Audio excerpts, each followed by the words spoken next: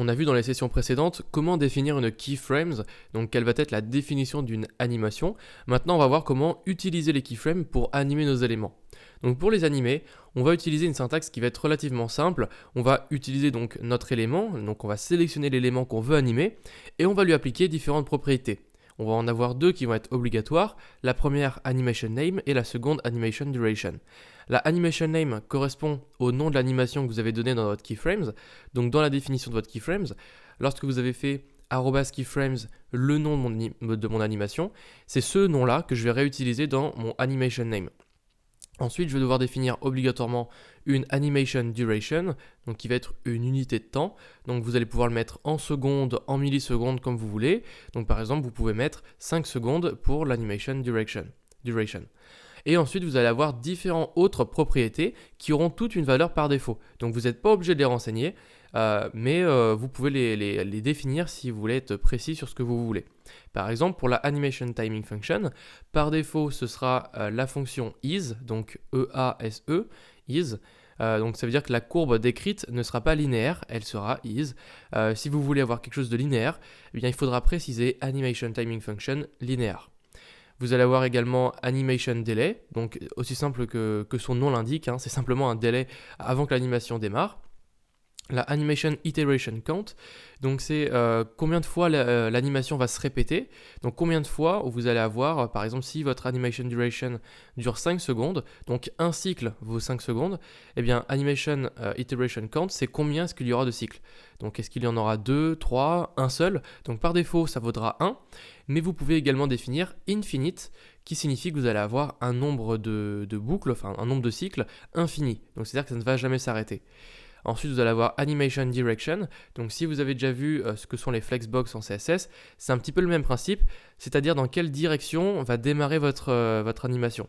Est-ce que ce sera dans la Animation Direction normale, ou est-ce que ce sera par exemple en reverse. Donc, reverse, c'est au lieu de commencer à 0%, dans votre définition de la keyframe, ça va commencer à 100%.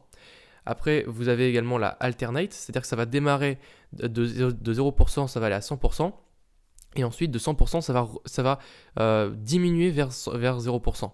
C'est-à-dire que ça fait un aller-retour et ça ne fait pas une boucle, si vous voyez ce que je veux dire. Donc, c'est-à-dire que ça va faire de 0% jusqu'à 100%, puis ensuite de 100% jusqu'à 0. Alors que si vous êtes en mode normal, ça va aller de 0% à 100%. Et de 100%, ça va directement passer à 0. Ça ne va pas faire de transition en arrière.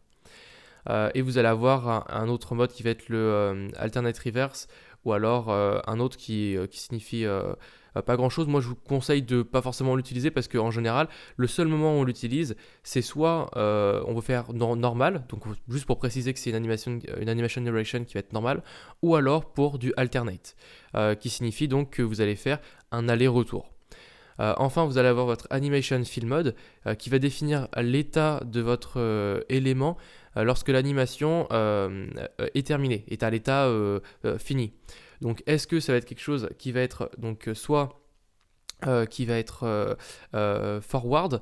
Donc forward, ça veut dire que vous allez laisser en fait les styles par défaut définis à 0%, ou est-ce que ça va être en backwards, où ça va être les styles définis à 100%.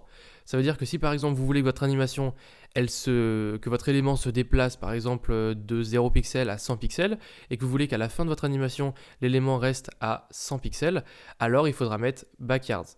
Donc là, ce sera à vous de choisir. Bien sûr, vous aurez un lien à côté de cette session-là qui va préciser donc dans la documentation comment fonctionne chacune de ces propriétés. Moi, c'est simplement pour vous faire découvrir en fait le reste, donc les différentes autres propriétés qui existent. Et enfin, vous allez avoir la animation playstate qui définit l'état de votre animation. Donc, est-ce qu'elle est running ou est-ce qu'elle est paused? Donc, paused, c'est P-A-U, enfin comme une pause, E-D à la fin. Donc ça veut dire que vous pourrez dire j'ai envie de mettre mon animation en pause, et vous pourrez le mettre à n'importe quel moment dans toute la durée de votre cycle. Donc c'est à dire que si vous avez envie d'arrêter, je sais pas moi, avec JavaScript, votre animation au bout de X secondes, vous pourrez le faire en changeant cette propriété là qui va être animation playstate.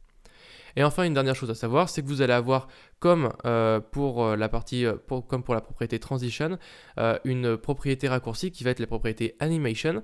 Et en fait, ça va être super simple. Ça va utiliser toutes les propriétés qu'on avait vues juste dans le slide avant, et on va pouvoir les mettre bout à bout. Donc c'est pour ça que j'ai mis 3 petits points à la fin. Tout simplement parce qu'on va commencer avec la animation name, espace animation duration, espace timing function. On n'est pas obligé de préciser tous les arguments.